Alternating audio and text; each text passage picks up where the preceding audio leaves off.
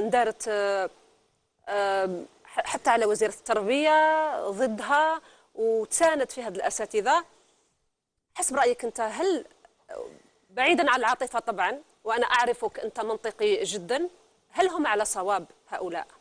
من المتعاطفون ولا؟ لا الأساتذة. الأساتذة ليسوا على صواب، يعني برغم أن قلوبنا معهم، لأن لا يمكن، لأن أبنائنا في الوسط. هل تقبل أنت تعطي ولدك الواحد لا يعرف القراءة والكتابة، واللي عندهم 10 سنين تجربة؟ مش قضية سنوات، لأن القضية لا تعد، لا تقيم بالسنوات، ولكن التجربة عندها دور. لازم عندها. هل لجأوا إلى تفتيش المفتشين ورأيهم؟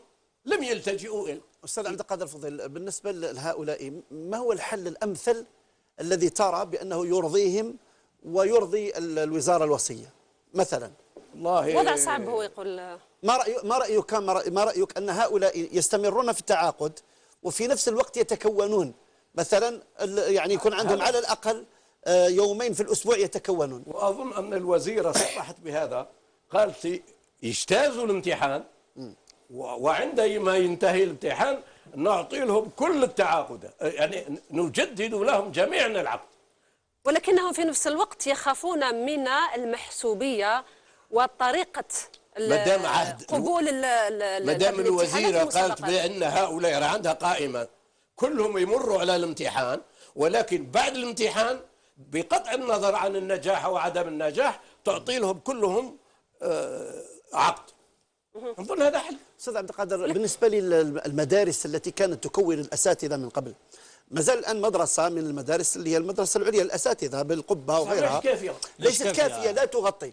لكن أنا أتكلم عن تلك المدارس، برأيك يعني ما هي الخلفية التي دفعت الوزارة الوصية في عهد بن بوزيد أو في غيره إلى إلغاء هذه المدارس، حتى ولو كان يكون مبرر المتخرجين، لكن الخلفية الحقيقية؟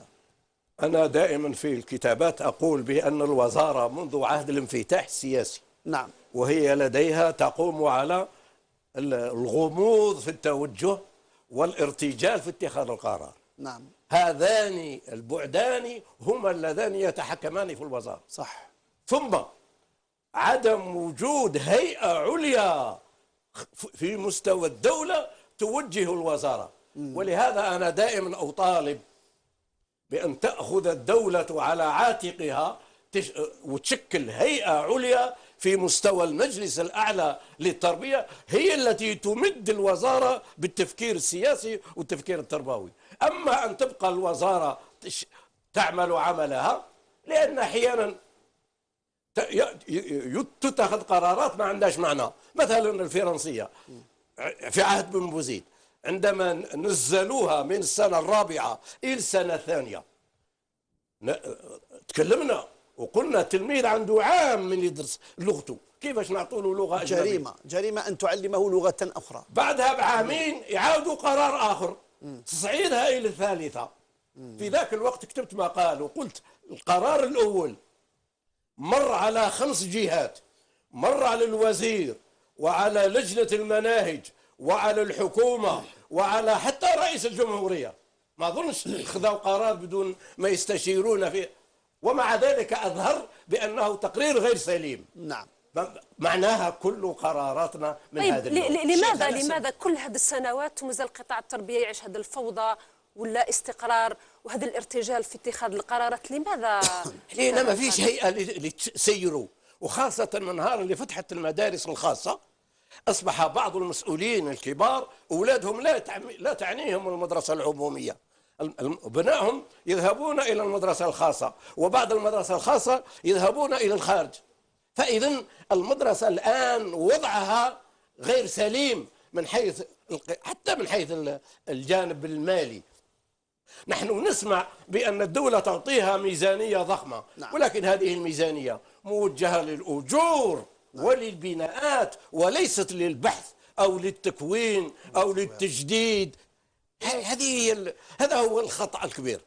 طيب نعودوا نرجعوا للموضوع الأساتذة اللي راهم مضربين الآن المتعاقدين، اللي هما راهم الحدث الآن، هما راهم معناتها واجهة كل الصحافة والإعلام وإلى غير ذلك. هم دائما يتخوفوا، وهذا الشيء الحجه تاعهم في تمسكهم بقرار الاضراب، ودخلوا حتى في اضراب عن الطعام، انه المعرفه هي اللي تقرر الناجحين يعني هذا كلام اعترفت به حتى الوزيره. لا، اعترفت به حتى الوزيره. الآن هي تندب مشكل ثقه، ما هم ما عندهمش ثقه هما حتى في الوعود اللي تقولها الوزيره. هي الوزيره الان تقول حتى علاش طلبت تتحدث عن المناهج، لأن تقول لك باللي التعليم ضايع، والمستوى النتائج التي استمعنا إليها والمعبر عنها في نسب النجاح ليست حقيقة. معناها هي الآن تشك وتطعن في نتائج الامتحانات كلها، فمعناها أن ما كان يتم منذ 2003 إلى اليوم كله فاسد، رغم أن هذه الوزارة تطبق تقرير بنزاو أو تقرير اللجنة الوطنية لإصلاح التعليم التي كانت هي فيها عضو. نعم. فإذا قلت لك وضعية التربية هي في تدهور مستمر، والسبب هو أننا نرجعها إلى اجتهادات المجتهدين. وقضية الدرجة التي أعلن عنها في الصيف الماضي كارثة. لا لم ترجع اجتهاد، يعني ما عملناهاش حتى في السنوات الأولى للاستقلال. بعد 50 سنة نطالب بأن تكون لغة التعليم هي الدرجة، وكان فرق بين الدرجة والعامية. في العامية التي انتشر الحديث عنها في في الشرق العربي هي العامية التي يتحدث بها، أو العامية التي يكتب بها، العامية التي يؤلف بها، وليست العامية التي يدرس بها. وماذا عن الفرنسية؟ تفضل. الفرنسية هي في الإصلاحات الجديدة هذه اللي هي مربط الفرس. نعم. يعني عندما نتحدث عن الجيل الثاني، أولا ما هوش صحيح، ما هوش جيل ثاني، لأننا عندما ننظر من 62 إلى يومنا هذا عندنا جيل واحد.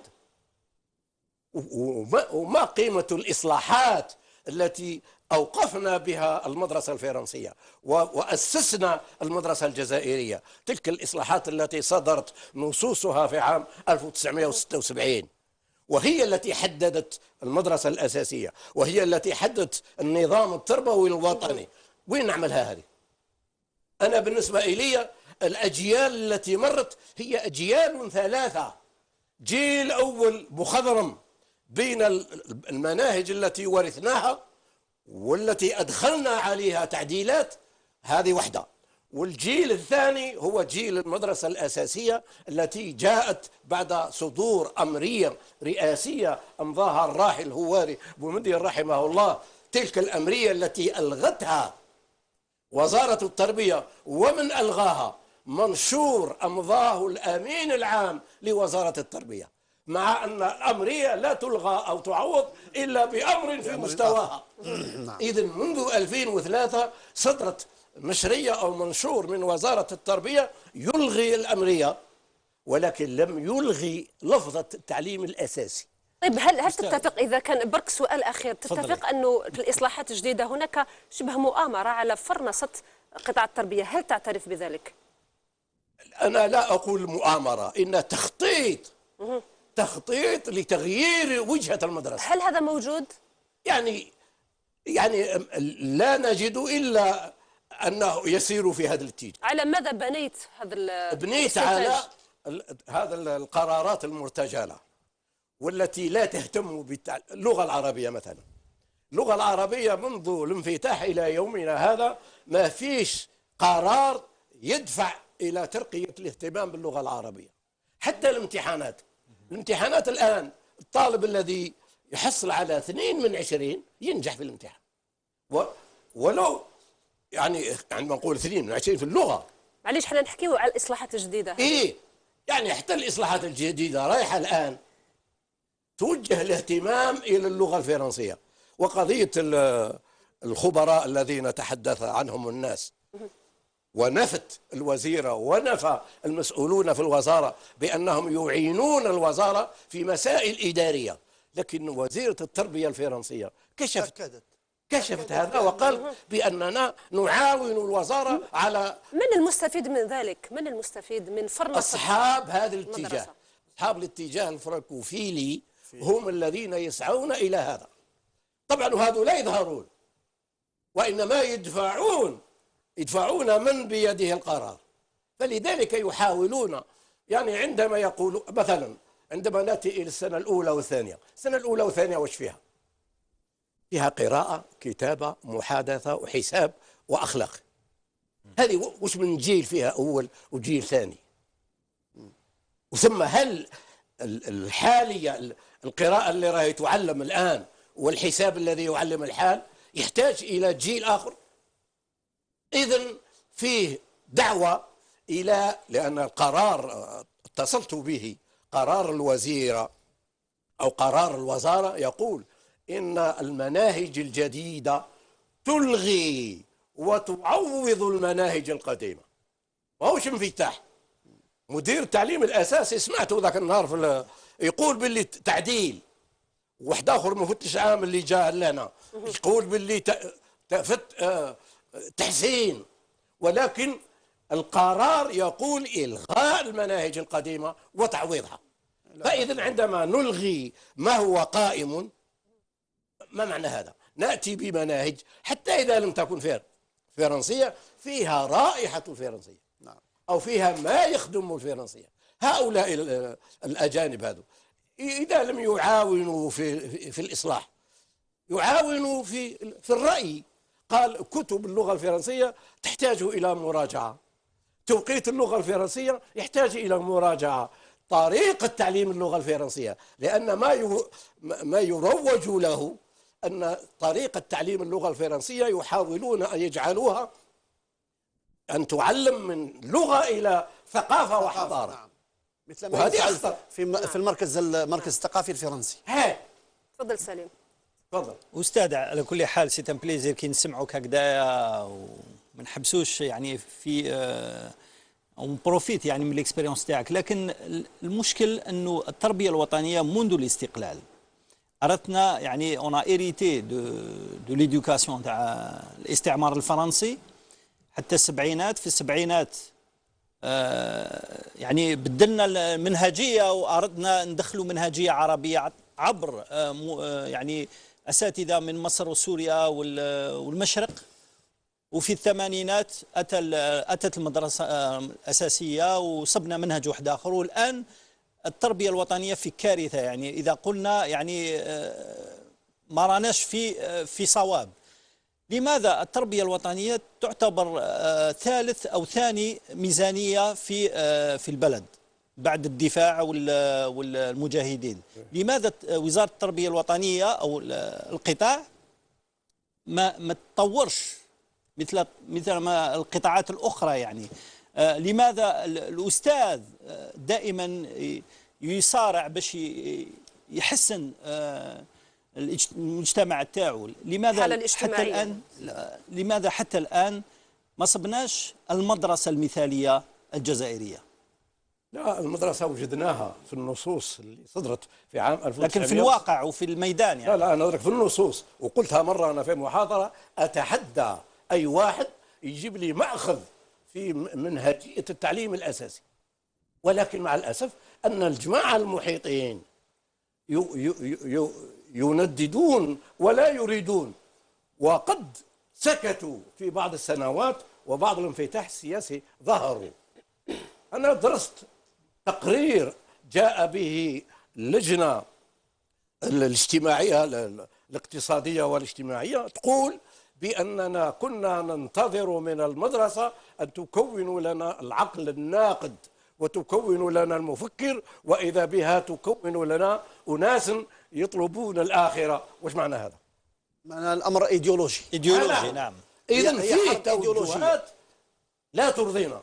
أنا مرة كنت مار في جهة من الجهات في العام اللي فكرنا في إدراج اللغة الإنجليزية في الابتدائي. نعم. سألني الوالي قال لي هل صحيح ما يقال بأنكم تفكرون في إدراج اللغة الإنجليزية في الابتدائي؟ قلت له نعم، وهذا ضروري لنا. قال لي هذا هبال، بهذه العبارة.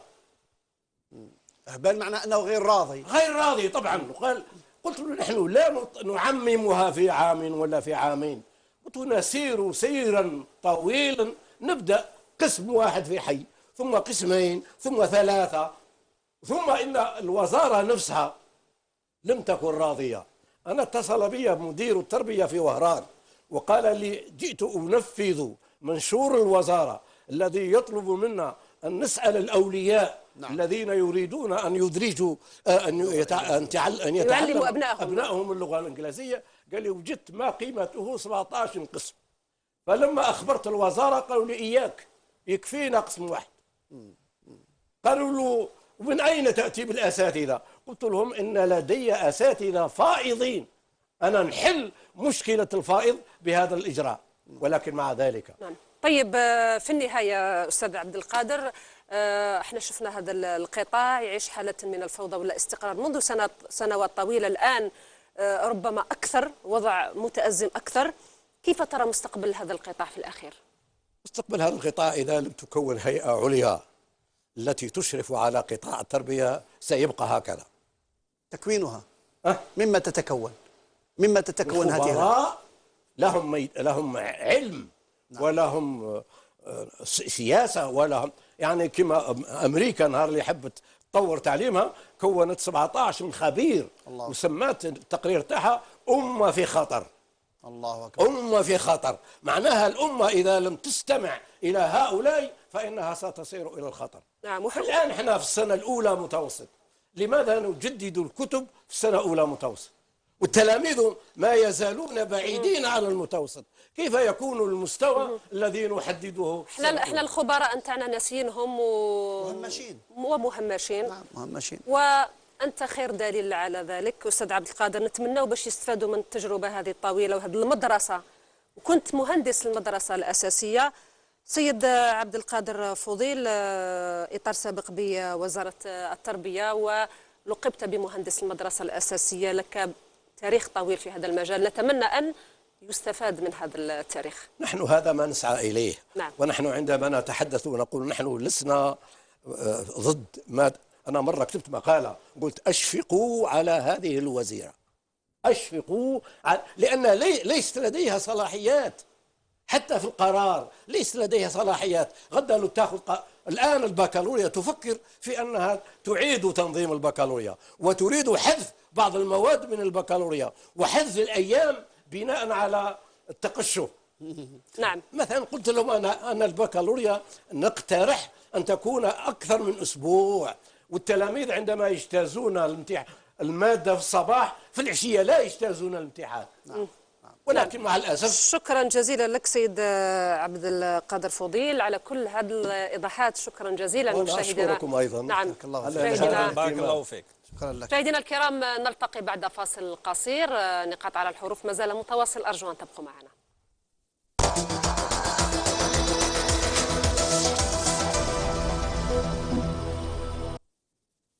بعد التصريح الأخير لوزير المالية حول تحليله ضمنيا لموضوع القرض السندي الذي قال عنه المتخصصون في هذا المجال أنه حرام بفعل بعض الشكوك الربوية كما يؤكد ذلك المختصون، بعد هذا التصريح طرح موضوع فوضى الفتاوى مجددا في ظل غياب هيئة مخصصة للفتاوى متمثلة في مفتي الجمهورية الذي طالما تحدث عنه وزير الشؤون الدينية لكنه لم يتم ذلك لغاية اليوم. كما كذلك أعيد الطرح استعمال الدين لأغراض سياسية واقتصادية وأغراض أخرى. للحديث حول هذا الموضوع أرحب بالمستشار الإعلامي لوزير الشؤون الدينية سابقا السيد عدة فلاحي. أهلا وسهلا بك.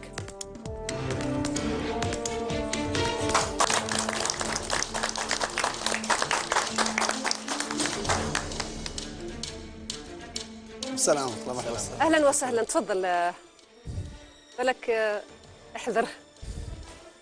أهلا وسهلا بك سيد عدة فلاحي. أنت تعلم أنه من بين الحلول التي أقرتها الحكومة لمواجهة الأزمة المالية هي القرض السندي بعد فشلها في إقناع أصحاب الشكارة بوضع أموالهم في البنوك الجزائرية.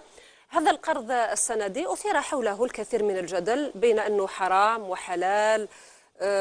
هناك الكثير من الآراء التي طرحت في هذا الموضوع. لكن نشوف أن وزير المالية أمس في تصريح له حلل هذا القرض السندي وقال أنه حلال وماهوش حرام.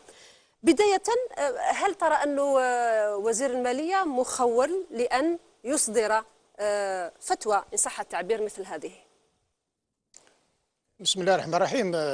في الطبيعة تكره الفراغ كما يقال. إذا كان وزير شؤون الدينية والأوقاف أو المؤسسة غائبة في أنها تكون حاضرة في هذه القضايا الحساسة، وخاصة القضايا ذات الاهتمام بحياة المواطن اليومية، قضية مهمة جدا، مهمة جدا. نعم. ومطروحة على مستوى المؤسسات في الجامعات وفي البنوك، وكانت فيه لقاءات مع بعض المختصين في العاصمة وفي البليدة وفي القليعة وفي حتى في البرلمان.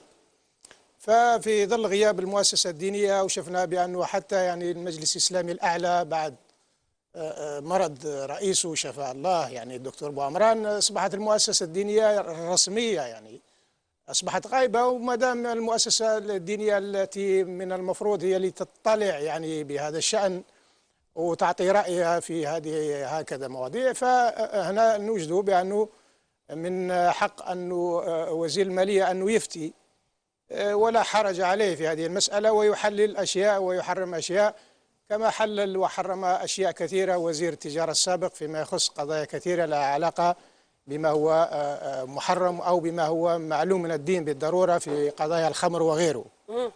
وبالتالي أنا أعتقد بأن المؤسسة الدينية في هذه المرحلة هي في أسوأ مراحلها. يعني القائمين على الشأن الديني في وزارة الشؤون الدينية والأوقاف ليسوا في المستوى المطلوب في التكفل بالقضايا المصيرية للمواطن وتحقيق الأمن الديني في الجزائر.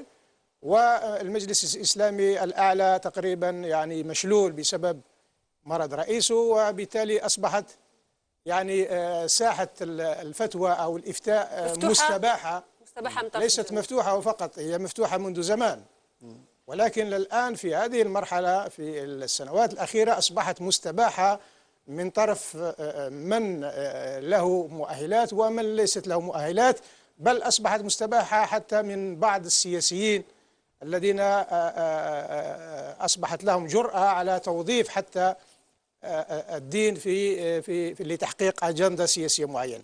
فلو أنه كما يقال بالعامية أن القائمين على الشأن الديني ماليين، يعني ماليين مكانهم، وقاعدة المكان المناسب للرجل المناسب يعني تطبق على مستوى كل المؤسسات، ما شفنا يعني أنه الإسلام اللي هو دين الدولة وتم تكريسه بشكل قوي في الدستور الجديد أنه يستباح نعم. بهذا الشكل المبتذل يعني. شوفوا حتى أنه هذه المؤسسات دخلت في تكتلات اقتصادية، لما نشوفوا الزوايا نعم. تتحالف مع الأفسيو ويديروا تكتل اقتصادي من أجل أهداف معينة، هنا يطرح علامة استفهام كبيرة وقدامها علامة تعجب. بطبيعة الحال يعني هذا كلام يعني أنا خضت فيه وتكلمت فيه وقلت بأنه أصبح يعني الزوايا أصبحت العوبة يعني في يد بعض السياسيين، وحتى يتم ربما حتى توريطهم في حتى ولما لا حتى في توريطهم في إصدار فتاوى ممكن تبرر يعني بعض الخيارات، وهذا يعني يصبح مكشوف لدى الرأي العام في المدة الأخيرة. وإن كان الحديث عن مؤسسة الفتوى يطرح علامة استفهام، لماذا رغم أنه أنا أتحصل على نسخة من المشروع الذي قدم لرئيس الجمهورية يعود لسنة 2000 يعني في عهد غلام الله، ويبقى السؤال مطروح لماذا منذ 2000 وهذا المشروع لا زال يعني يتراوح مكانه، رغم أنه أنا من المعتقدين بأنه أهمية المؤسسة الفتوى كمؤسسة لها أهمية في شقها السياسي أكثر من لها أهمية أو ضرورة في شقها الفقهي. أستاذ عدة فلاحي، بالنسبة للنموذج المقترح، ما هو أفضل نموذج تراه نافعا لبلدك الجزائر في مجال الفتيا؟ والله لما نرجع يعني المشروع القديم اللي سهروا عليه بعض المختصين هو دار الإفتاء. نعم. دار الإفتاء تقوم بدور الإفتاء في قضايا، يعني قضايا النوازل، القضايا المعقدة وليست القضايا البسيطة. ولكن المشكل ما هوش النموذج، يعني المشكل هو مشكل سياسي بالدرجة الأولى. وربما أكشف سرا، يعني لما أقول بأنه لما غلام الله كان دائما يسأل ويحرج لماذا المشروع لا زال يراوح مكانه عند أصحاب القرار. نعم. يقول ويسامحني يعني غلام الله إذا كان ربما كشفت هذا السير، وربما هو يتابع يعني في هذه الحصة، يقول بأنه لما كنت كل مرة أتحدث مع رئيس الجمهورية في هذا الموضوع يقول لي بأنه لا يوجد يعني مرجعية دينية أو مراجع دينية تملأ عينه يعني للقيام بهذا الواجب. كان الشيخ الباي بالعالم، كان الشيخ بالكبير موجود، الشيخ طاهر أيت الجاد، الشيخ انت تعرف هؤلاء علماء الجزائر. انت يعني تعرف بأنه صاحب القرار السياسي لا يملأ عينه إلى التراب يعني. فيعني الشخصيات مثل الباي بن عالم رحمه الله او الشيخ تواتي بن تواتي، حتى الشيخ تواتي بن تواتي لا يزال حيا، لا زالت له اجتهادات في الفقه التوفيقي موسوعه فيما يخص المالكي يعني حبيت تقول سيد عدى انه هذا لازم له قرار سياسي، لانه لحد الان لو انا نقول لك ما المانع، ما الذي يمنع وجود مرجعيه دينيه ووجود مفتي الجمهوريه اللي تكلم عليها كثيرا وزير لا انا استنتجت من خلال يعني وش هو المشكل؟ ما الذي يمنع ذلك؟ انا استنتجت من خلال عملي مع غلام الله والشهاده لله، كان غلام الله حريص على انه تكون مؤسسه للافتاء، وخاصه لما وقع بما يسمى بالفتوى الفضائيات اللي أصبحت يعني ربما تهدد المرجعية الدينية. كان الحرص على المؤسسة الإفتاء كان أقوى من ذي قبل، ولكن الخلاصة التي خرجت بها من خلال جلسات ومن خلال نقاشات حول مؤسسة الفتوى هو أنها تواجه عرقلة سياسية، أو لا يوجد هناك قرار سياسي في هذه المسألة. وهنا علامة استفهام، هل هو كما قال أنه أصحاب القرار السياسي لا يثقون أو لا يجدون بأن هناك يعني شخصيات مؤهلة لقيام هذا الدور، أم أنه هو خوف من أن رجل الدين لما يصبح له مؤسسة رسمية دستورية يصبح ربما ينافس صاحب القرار السياسي في السيادة المعنوية على الشعب؟ ولكن راهم يستخدموا رجال الدين والدين يستخدموه الامور السياسيه. لا هم يستخدموه لصالحهم بشكل بسيط يعني اذا كان صاحب القرار السياسي يستخدم الدين لصالحه فهذا مقبول. أما أنه يكون رجل الدين يعني رأسا لرأس أو رأسا برأس مع صاحب القرار السياسي، فهنا يعني صاحب القرار السياسي يتخوف على مصيره، ممكن هو له نظرة معينة لقضايا معينة أو يريد فتوى معينة ويصطدم مع يعني رجل دين إذا كان يعني رجل قوي ولا يبيع دينه بمقابل دراهم معدودة.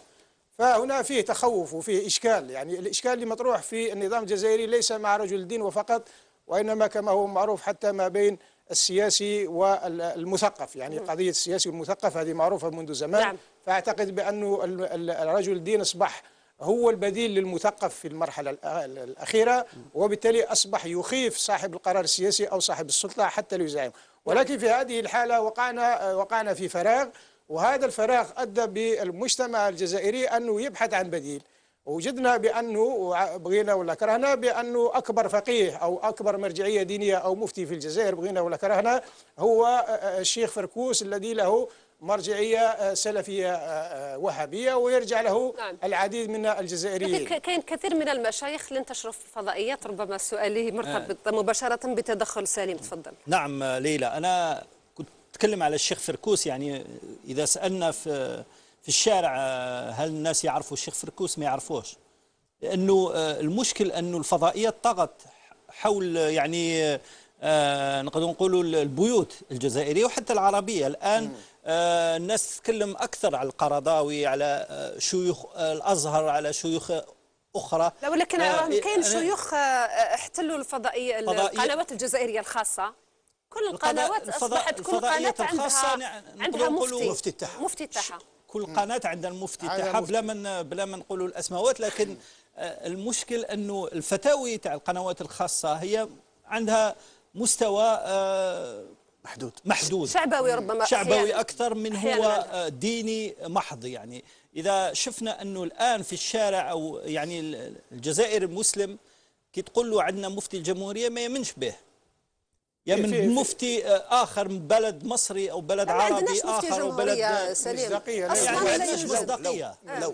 ما فيش حتى كما قلت انت، حتى يعني الوزير كي طلب انه يكون فيه مفتي، حتى الرئيس ما قال له نشكوا في مصداقيه المفتي يعني. وحتى الان نظن انه المشكل المطلوب هو كيف نصيبوا انسان او شخصيه جامعة. نعم شكرا. لا، هذا هو المأزق اللي وقعنا فيه. وأنا قلت في عدة مقالات لما تولى الدكتور محمد عيسى الوزارة بعد غلام الله، قلت بأنه التحدي الذي أمام الوزير الجديد هو أنه كيف يعيد الثقة ما بين المواطن والمؤسسة الدينية. هذا أكبر تحدي. فقلت له بأنه إذا كان نجحت في تحقيق هذا الهدف هذا يكفيك، ولكن أعتقد بأنه هذا الهدف يعني لازم له واحد كما مولود قاسم رحمه الله يعني. نحن في أزمة رجال، ماهوش في أزمة مرجعية، لأن المرجعية موجودة، الموروث الديني موجود، تراثنا موجود، ولكن القائمين أو المسؤولين على القطاع من الناحية السياسية المراجع موجودة، ولكن القائمين فاقدين مصداقية. يعني هنا تشكك مباشرة أنك تجد يعني واحد في مقام مولود قاسم الذي هو كان يعني جزء من النظام ومن السلطة، ولكن حر في إراداته، متفتح لا حر في إرادته، نعم، واستقالته في جيبه. نعم. هنا يعني الرأي العام يعرف بأنه هذا الشخص حر، يعني هذا الشخص يعني ولاؤه للأمة، ليس له ولاء للسلطة.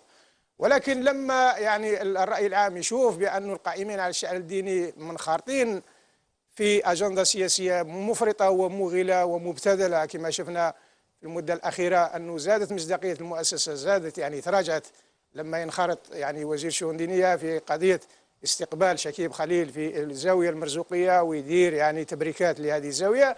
هنا هو لا يخدم لا النظام ولا السلطة ولا الزاوية ولا شكيب خليل ولا أي شيء، يعني هنا دمر كلش. أستاذ عدى، بالنسبة للمجالس العلمية الموجودة في الولايات، يعني ما دون نتكلم عن الفتية، هذه المجالس ألا تقوم بهذا الدور؟ يعني هل ترى بأن وزارة الشؤون الدينية والأوقاف قصرت عندما وضعت هذه المجالس؟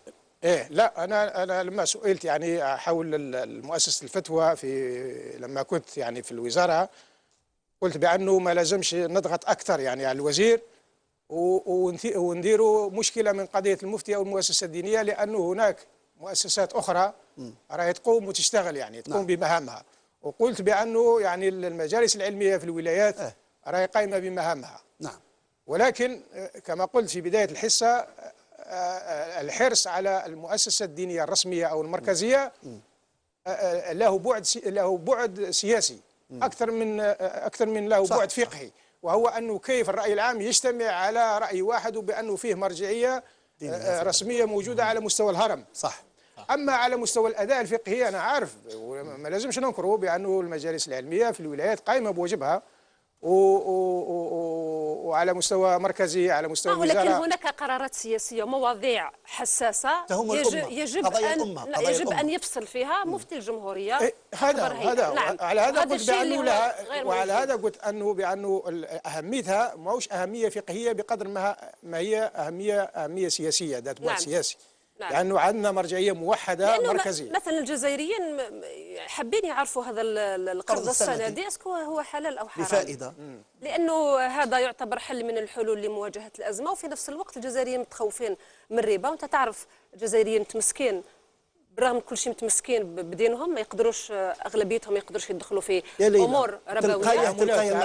تلقايا إنسان معوج وما ياكلش الربا، يقول لك انا نقبل الحرام، ممكن يديره هو، لكن في قضيه الربا يخاف. متشددون جدا في قضيه. لما تابعت يعني اشغال الوزير الماليه الاخير، انا حتى في البيت استعجبت يعني، وكنت في البيت وحدثتهم قلت لهم والله الجزائريين يعني وكانهم يعني راهم من عهد، وكانهم ابناء الصحابه ولا من عهد الصحابه. صح. راهم يعني ما فيهم يعني كالشعوب العربيه كلها، ماهوش الجزائريين ما فيهم من عيوب وما من ولكن في الربا قلت كيف يعني هذا الحرص الشديد يعني لأنه يسمعوا حديث النبي صلى الله عليه وسلم يعني درهم الربا يعدل 36 زنية، ويسمع الربا 70 بابا أيسرها مثل أن ينكح الرجل أمه، وبأنه خراب الدنيا يعني فاتقوا طيب. الله نعم. وذروا ما بقي من الربا. سيد عدة، في النهاية ما مدى حاجة المجتمع الجزائري، الدولة الجزائرية ما مدى حاجتها لمثل هذه الهيئة للفصل في قضايا سياسية مهمة، قضايا أمنية خطيرة، وين تكون هذه الهيئة عندها كلمتها؟ لا، الهيئة أصبحت ضرورة، يعني ضرورة سياسية أكثر منها ضرورة فقهية كما قلت. وفي ظل يعني هذا غزو الفضائيات أو غزو الفتاوى أو هذا التسيب اللي واقع أكثر من أي وقت مضى، أصبح من الضروري ومن المستعجل أنه، وخاصة بعد ميلاد الدستور الجديد، كنا نتمنى أن يكون الأمر يعني مدستر يعني بشكل واضح، ولكن مع الأسف الشديد يعني الدستور ربما هذا الوضع لم يشير يعني لهذه المسألة، وهذا يعني يعطي الانطباع بأنه لا زالت المسألة لم يحسن فيها بعد. نعم. ولكن في كل الحالات هناك ضرورة ملحة لتوحيد الآراء حول قضايا مصيرية، ولكن هناك قضايا من الممكن تداركها، وما عملناش على تقويتها وعلى تمكينها من الأدوات والإمكانيات، لأنه شفنا بأنه حتى الموقع الإلكتروني، وهنا نعود لزميلي لما تكلم على شيخ فركوس، لما يشوفوا الموقع الإلكتروني لوزارة شؤون الأوقاف، الباب المخصص للفتاوى فيه بضعة يعني مئات اللي دخلوا للموقع، ولما نشوفوا موقع الشيخ فركوس نشوفوا بأنه أكثر من 30 مليون يعني متصفح. نعم. فأنا المؤشر هذا ناخذه بأنه مؤشر خطير، وبأنه تقريبا عدد سكان الجزائر 30 مليون. نعم. بمعنى أنه الفضاء الديني أصبح يعني في جهة أخرى، ونحن مرجعيتنا في جهة أخرى. نعم. شكرا جزيلا لك سيد عدة فلاحي، مستشار إعلامي بوزارة شؤون الدينية سابقا. شكرا جزيلا لك. مشاهدينا الكرام، ابقوا معنا، نقاط على الحروف ما زالت متواصلة. بعد قليل فقرة بين قوسين.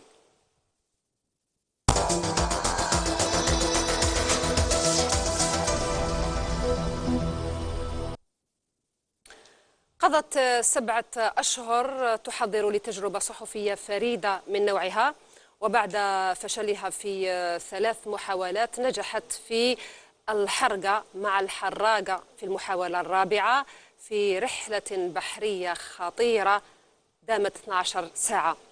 إنها الصحفية في قناة الشروق نيوز سميرة المواقي التي ستحكي لنا هذه التجربة الفريدة من نوعها في فقرة بين قوسين.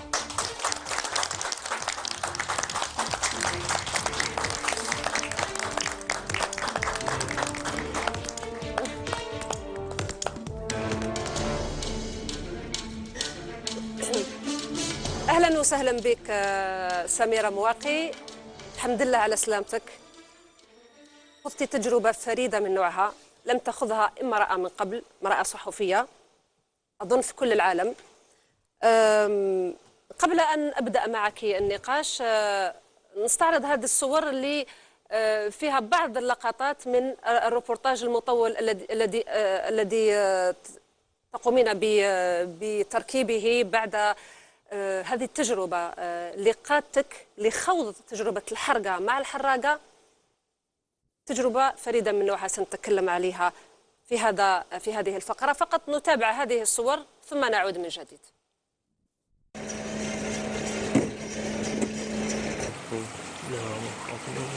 بلا يخاف، ما خفتش نتاع يخاف.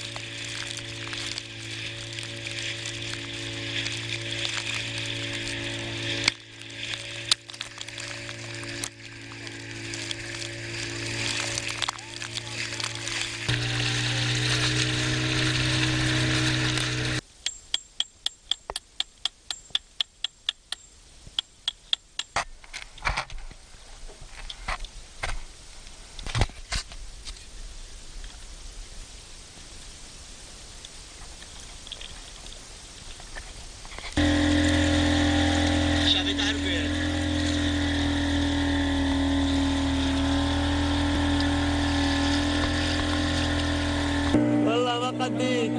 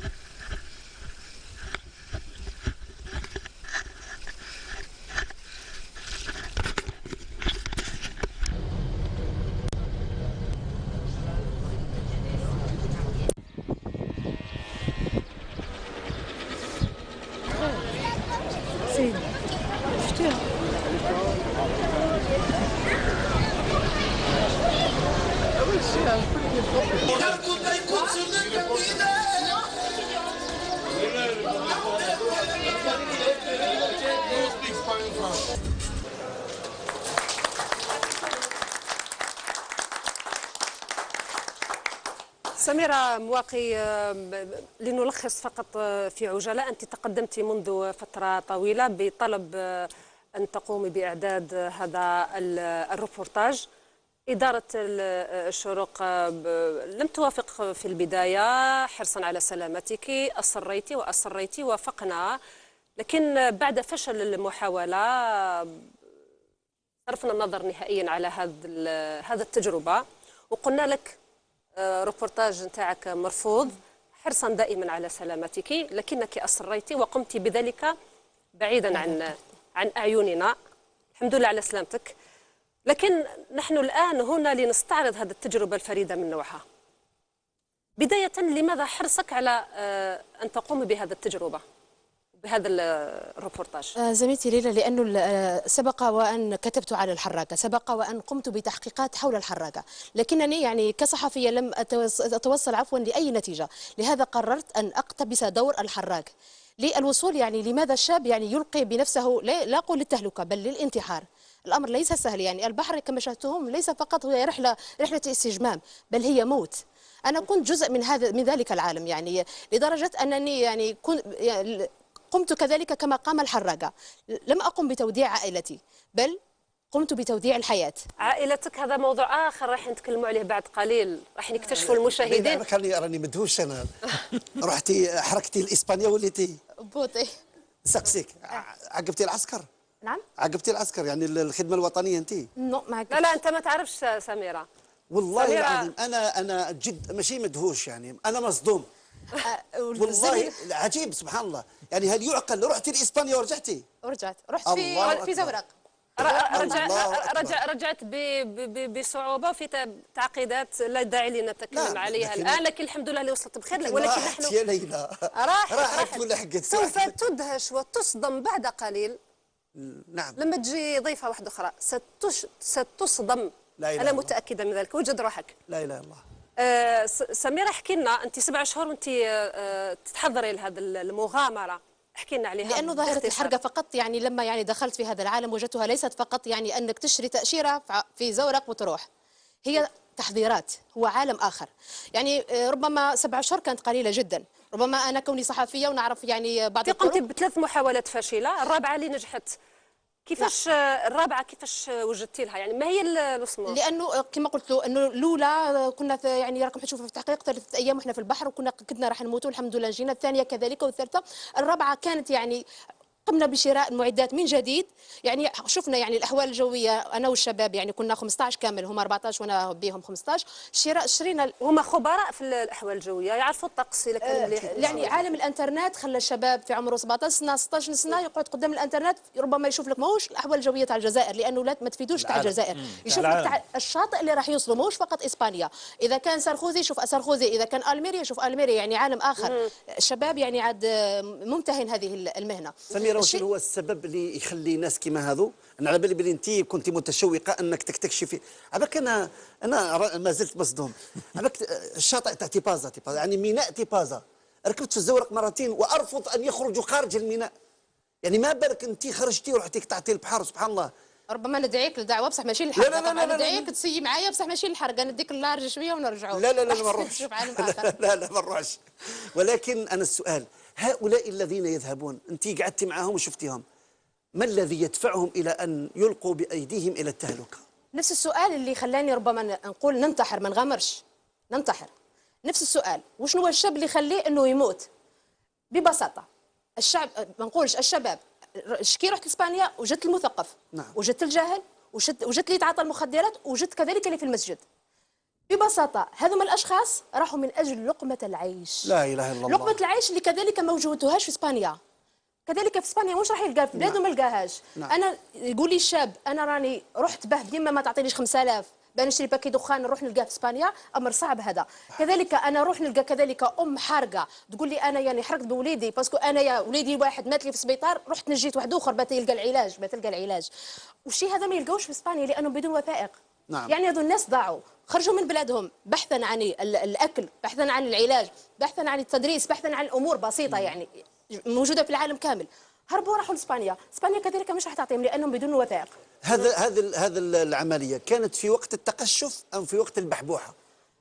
هدية بدا عندها 9 أشهر، يعني 8 أشهر يعني قبل الإعلان عن التقشف. ولكن نقدر أي بحبوحة يعني في إسبانيا.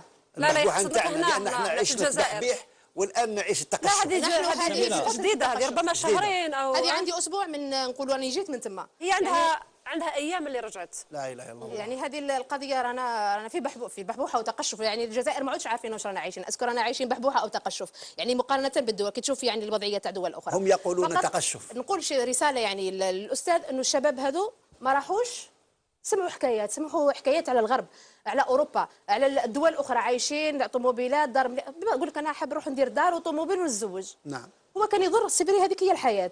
ولكن تخيل انه في بلاده مظلوم يزيد يروح لثم، العكس يزيد يظلم اكثر واكثر، يروح عنده طريقين، يا السجن يا يقعد مع احد العصابات. لا حول ولا قوه الا بالله. سميرة، انا يعني ما شفت افلام كثيره وريبورتاجات كثيره حول الحراقه، وشفت عده صحفيين داروا لو ميم باركور اللي درتيه انت. انا السؤال اللي حبيت نطرحه لك هو ما هو الهدف من الريبورتاج تاعك؟ اسكو سي ان ديفي بيرسونيل؟ اسكو يعني شفنا يعني دي زيماج سيلونسيوز ما سجلتيش مع الحراقه هذوك؟ نعم. لا كاين روبورتاج يحضر، فيلم وثائقي يحضر. يعني نكومونتي واش كاين في روبورتاج اللي شفناه. ماشي روبورتاج، هذه يعني الصور اللي شفناهم فيها صوت، ولكن فيها صوت لكن المشكل ما سمعناش يعني الشبان هذوك. هل الهدف تاع هذا الروبورتاج باش نوروا حقيقه اللي نعرفوها ديجا، خاطر شفنا دي روبورتاج، شفنا دي دوكيومونتير، شفنا فيلم تاع مرزق على واش حراقه الى غير ذلك. هل هو حافز باش نشوفوا الشبان واحد اخرين كي يشوفوه سافا لي زانسيتي باش يديروا يحرقوا، ولا سافا لي زانسيتي باش ما يحرقوش؟ هذا هو المشكل الكبير، لانه هذا سو جور دو روبورتاج اللي دونجورو بور لا سوسيتي. علاش؟ باش ما لازمش نوروا لهم بلي الحرقه الاسبان سهله. استاذ، يعني اجابه على سؤالك، انا قبل ما نروح الحرقه بالطبع انا قعدت اشهر في يعني في المنطقه تاع الحرقه في العامريه معروفه في تبوشنت، قعدت يعني عدت جزء من ذلك العالم. اي شخص، اي شاب، اي واحد تصيبه من 12 سنه الى غايه يعني 40 سنه 60 سنه، تقول له واش نقول لك هاني مديسيدي نحرق، قريه كامل حبت تحرق. انا الشغف يعني تاع هذيك لازم انا نحرق، نشوفوا واش رايحين يديروا. هذا من واش راح يديروا؟ مم حتى في الرحله، اسكو هذه رحله سهله لهذه الدرجه انه يروح يوصل له خلاص؟ الشيء العكس، ربما كي راح تشوف التحقيق ان شاء الله الوثائقي تاكد انه ماهوش حافز به ندعموا الشباب انه يحرق، على العكس ربما هي تكون رساله اولا للشباب، الحرقه ماهوش حل، الحرقه ماهيش حل. وكذلك ربما راح نتوصلوا، ما نقولش حلول، ربما راح نعطيو بعض الظروف لقدر المسؤولين يحسنوها به شبابنا ما يحرقش. انا ربما مانيش نقدر نحسن، ولكن جبت بعض الامور ربما ما توصلوهاش ربما قبل اخرين. صح، ما جاوبتيش على السؤال. اسكو سي ان ديفي بيرسونيل؟ هدف شخصي يعني الهدف الشخصي. هل هو التحدي شخصي؟ التحدي الشخصي تاعك؟ ما تحديش شخصي، لاني انا لم اقتنع. كصحفيه نعرفوا الصحفيين دائما عندهم ربما تحدي بعض في بعض الاشخاص يقول لك هو ربما من اجل الشهره او من اجل المغامره. لا انا ما اقتنعتش. انا درت عديد من المواضيع حول الحرقه. انا لحد الان لم اكن مقتنعه باي موضوع، لكن الان الشيء اللي جبته كافي، ربما مش عاشت حلول ولكن لنقل.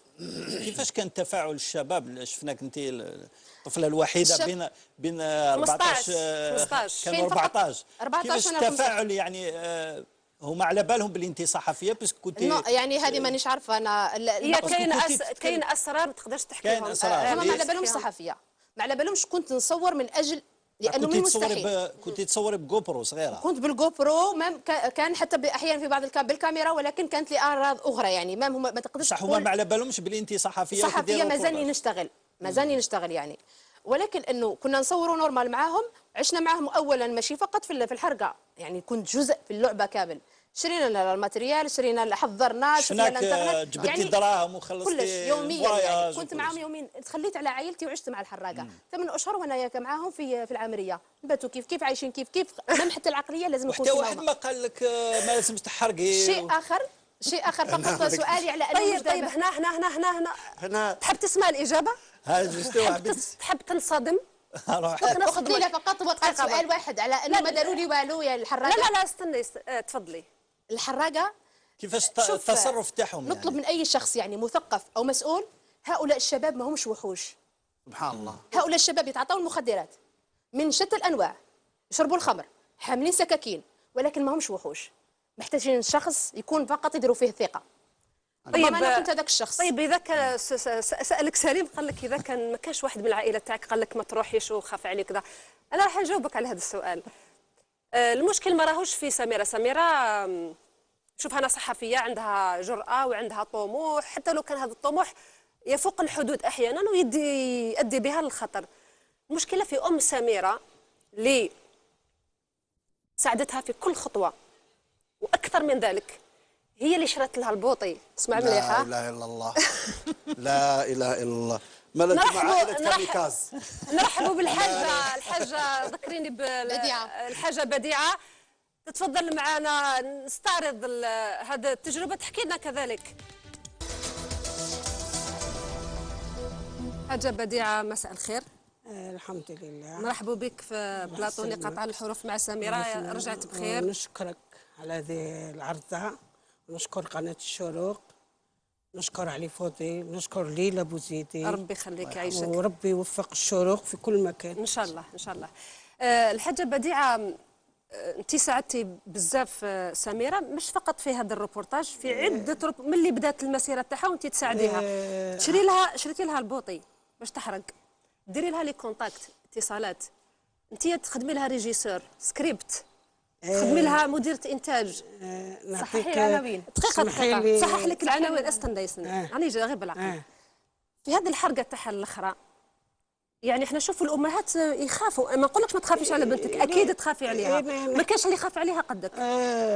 لكن أنك تشري لها البوطي وتساعديها باش تحرق وتديها للبحر، فسري لي هذه الظاهرة كيفاه. هي عندها 3 حرقات.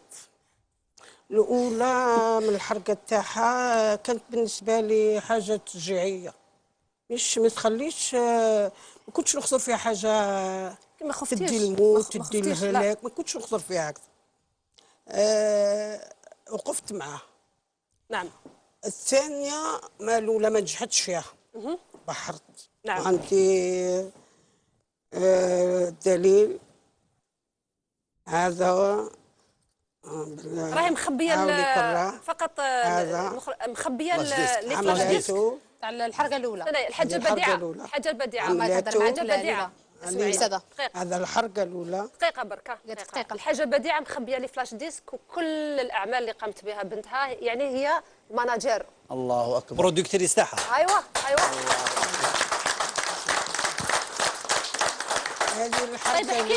احكي لنا على هذا الفلاش ديسك. تحكي لنا على الفلاش ديسك هذا واش فيه؟ هذا حرقت به الحرقه الاولى، تبحرت 3 ايام في البحر. الله اكبر. وبالدليل وبالصور. هذيك 3 ايام عانيت، عبالي راحت، ما عنديش خبر. 3 ايام وساكنه فوق البحر، فوق روشي في لابوينت. عندي طاقه الكوزينه، الموجه تخبط فيا. لحد اليوم غلقت طاقة كوزينة، ما نقدرش نطل على البحر. عدي 3 ايام من بعد عيطت لي قالت لي ماما راني رجعت. ورا كيف رجعتي؟ قالت لي تبحرت ورجعت. الله يبارك. حطيتها في راسها على بالي ما تراجعش. الثانيه راحت ثاني راني مخبيه هذو حوايج مخبيتهم عندي، خاطر ما ساعات تبحرهم ساعات تحافظي لها على الاعمال تاعها. وين حطيت؟ ما تخلينيش نشوف لا هاي ثانيه هذه حكموها الجمالك.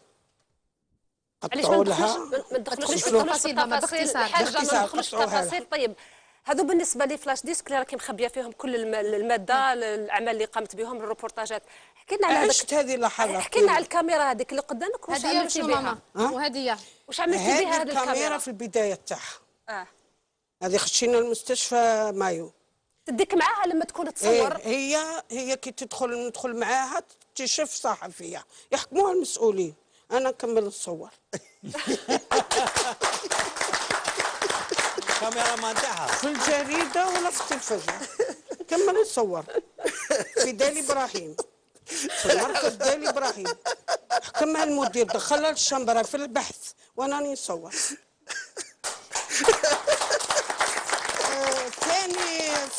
ثاني في مركز بليده سبيطار بليده تاع الامراض العقليه. شفت المهابل وشفت المرض وشفت حكموها. درت روحي عندي مريض، كملت الزياره تاع العنابر كل درته وانا نصور. الله اكبر.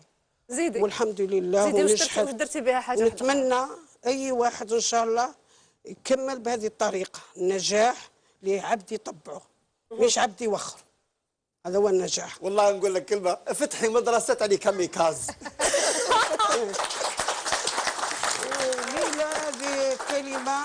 عندي 4 اولاد مكتوم على 4 جواز، كل جزء الواحد يوم يخزروا ما يصغروش منها ولا يزعفوا، واللي مفضلتها علينا. عندي اليزيد راه في كندا وقفت معاه وراه في شركه الطيران.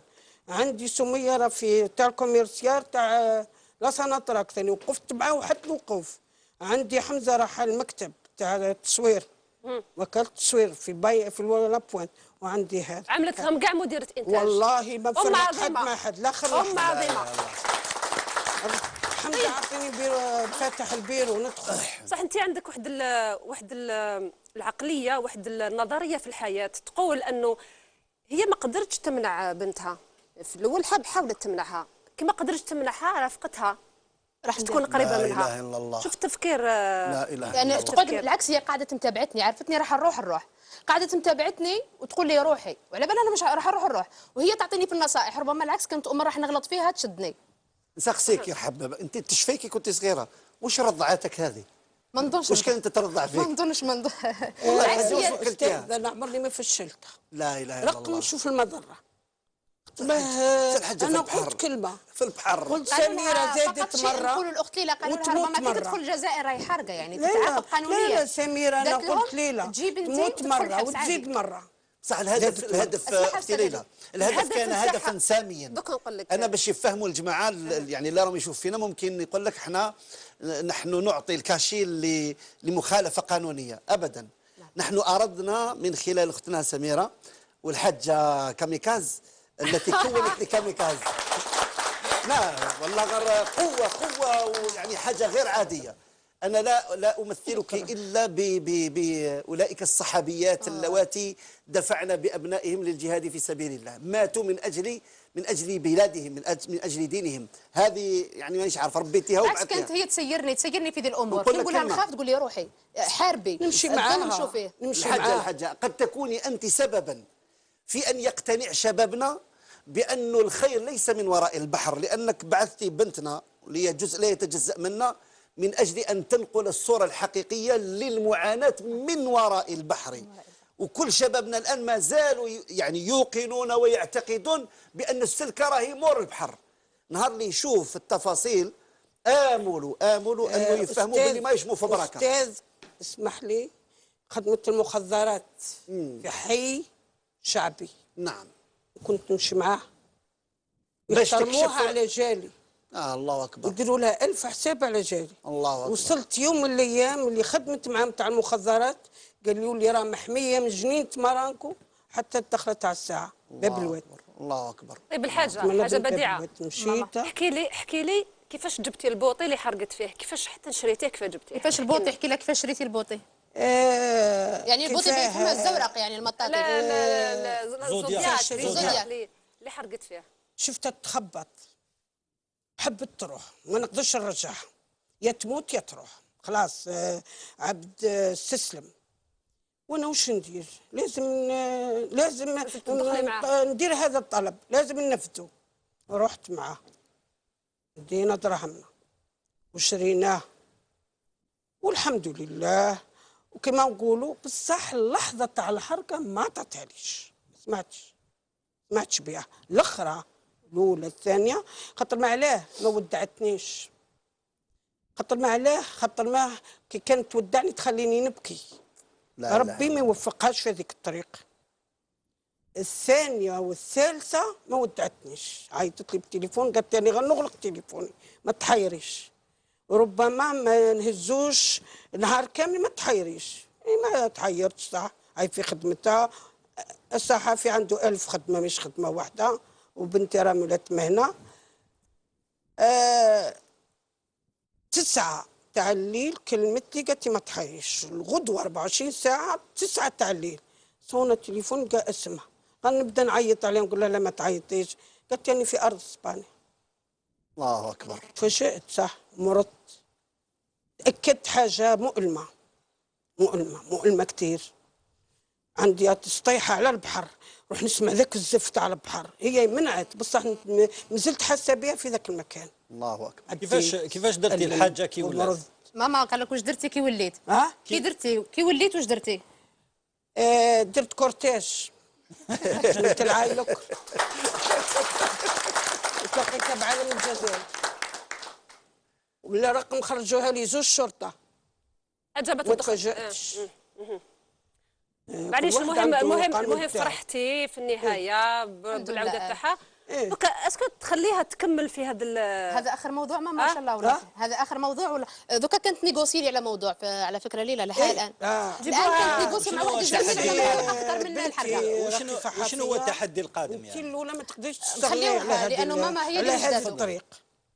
هذه الطريق ماهيش مكتب، ماهيش قلم، هذا عمل ما تقدري توقفي عليه لا انت ولا هي ولا اي صحفي. فقط ماما العمل الجاي ان شاء الله. العمل الجاي نخليه سر مفاجاه. وانا خططت. شتي كي تعرف تخدم وجدات ما حبيتش تقول سريه. نيغوسياتي في المكتب مع واحد وجدتي خاصه مع واحد. وعندي فكره نجيبوك رئيس التحرير عندنا في بلاصه دليله.